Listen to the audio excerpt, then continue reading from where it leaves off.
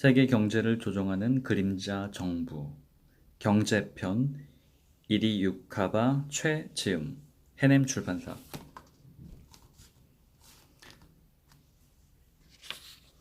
서론 세계 경제는 조작되었다.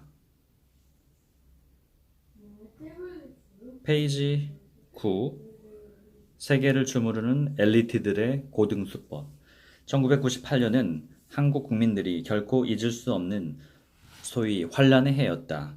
이것은 정도의 차이는 있을망정 한국뿐만 아니라 아시아 전역에 걸쳐 거의 동시에 일어난 세계적인 사건임에 틀림없다. 불과 1년 전만 하더라도 21세기는 아시아의 시대라고 호언장담하던 모습과 몇 년 후에는 아시아인들이 유럽이나 북미를 비롯한 온 세상을 소나기에 넣을 듯 기세등등하던 모습들이 눈에 선하다. 그런데 불과 몇 달 사이에 사정이 180도로 바뀌었다.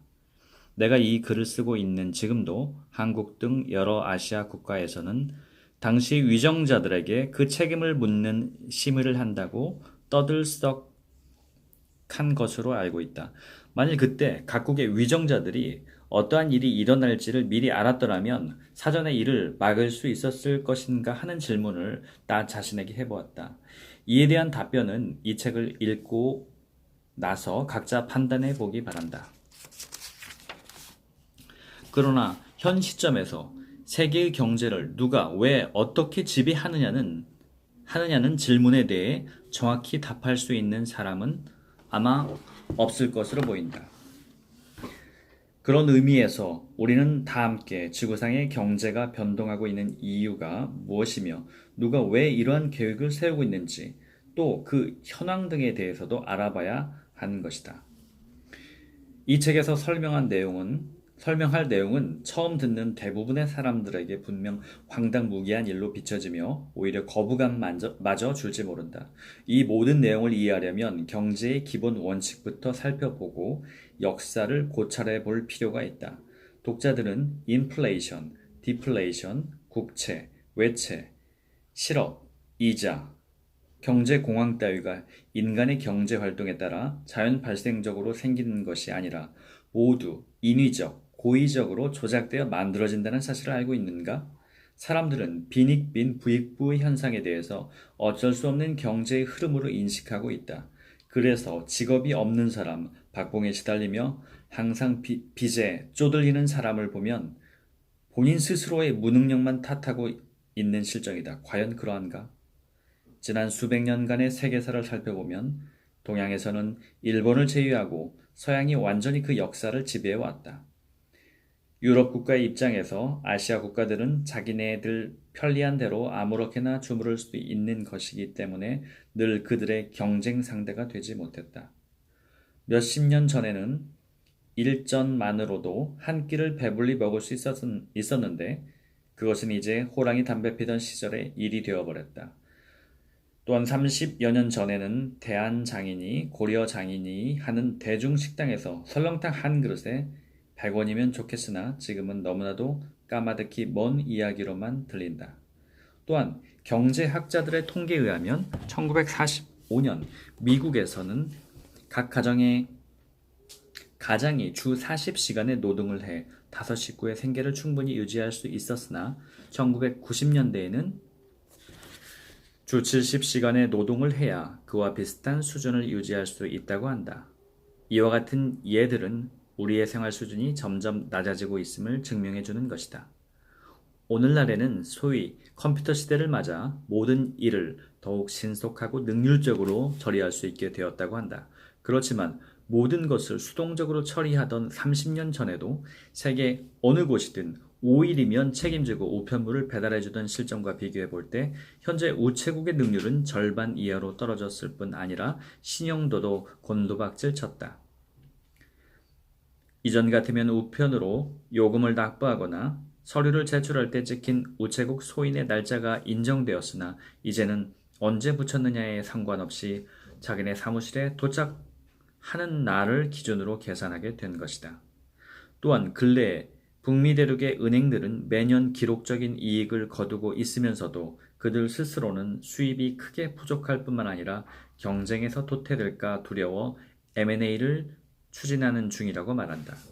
이처럼 일반 대중이 알고 있는 내용과는 다른 엉뚱한 일을 벌이고 있는 것이 소위 엘리트들의 상투적인 고등수법인 것이다. 예를 들면 앞서 말한 것처럼 자본주의 경제 원칙의 자유경제 체제에서 도태되지 않기 위해서 M&A를 하는 수밖에 없다고 하면서 실제로는 같은 종류의 사업체들끼리 뭉쳐서 거대한 조직으로 변모한다. 결국 엘리트들은 자신들이 궁극적으로 원하는 독점 경제 체제로 변화를 몰아간다. 록펠러가 경쟁은 죄악이다 라고 비꼬아 말할 정도로 그들은 내심 경쟁을 싫어하고 독점을 좋아하는 것이다. 그렇기 때문에 그들은 미국 등 서구 국가들의 중앙은행을 송두리째 소유하게 되었고 이제는 세계의 중앙은행까지 손아귀에 넣고자 책동하고 있다. 또 다른 예로 일반인들이 잘 알아둬야 할 것은 전 세계에 확장되고 있는 인권 문제, 환경 문제, 가난 퇴치 문제 등의 새로운 물결이다. 물론 이러한 것들은 이상 사회를 건설하기 위해 마땅히 해결해야 할 일이고 또 그렇기 때문에 대부분의 사람들이 이에 동조해 세계 사조의 주류를 이루고 있는 것이다. 그러나 이러한 운동의 배후 세력이 바로 세계를 주무르고 있는 엘리트들이다. 이들이 쓰는 수법을 고등수법이라고 한 까닭은 그것이 일반인의 지능으로는 이해하기 힘들 정도로 앞서 있기 때문이다. 그들의 수법은 다음 몇 가지로 정리해 보았다. 첫째, 그들은 가난을 퇴치하는 데 앞장서면서도 실제로는 전 세계를 빈곤의 구렁텅이 속에 빠뜨리고 있다.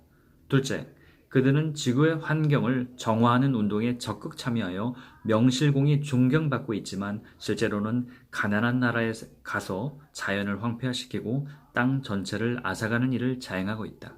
셋째, 인권 신장을 한답시고 실제로는 수많은 나라에 정치적, 군사적 위협까지 불사하며 사회의 무질서와 혼란을 조성하고 있다. 넷째, 평화를 소리 높여 외치지만 뒤에서는 세계 도처에서 전쟁이 발발하기 위한 조건을 만들고 수많은 인명을 희생시키는 대량 학살을 조장하고 있다. 다섯째, 질병을 퇴치한다고 하면서 뒤에서는 인위적으로 질병을 퍼뜨려 인구를 줄이는 작업도 서슴지 않고 있다. 이러한 나의 이야기에 화를 낼 분들도 많으리라. 특히 이와 관련된 사업에 직접 투신하여 희생적으로 일하는 분들은 더욱 그러할 것이다. 이러한 분야에서 활약하는 대부분의 사람들은 당연히 원래의 정신이나 취지에 따라 일하고 있으며 이러한 사업의 내막을 알고 있는 이들은 최고위층 몇 명에 불과하기 때문이다. 여하튼 동의를 하든 동의하지 않든 우선은 이러한 가능성을 염두에 두고 기회가 된다면 이 책의 정치편이라고 할 수 있는 그림자 정보도 읽어보기를 바란다. 좀 더 확실한 윤곽을 이해하기 위해서는 엘리트들의 지침석격인 시온의 측훈서, 100여 년 전에 발견된 필자 미상의 비밀 문서도 읽어보았으면 한다.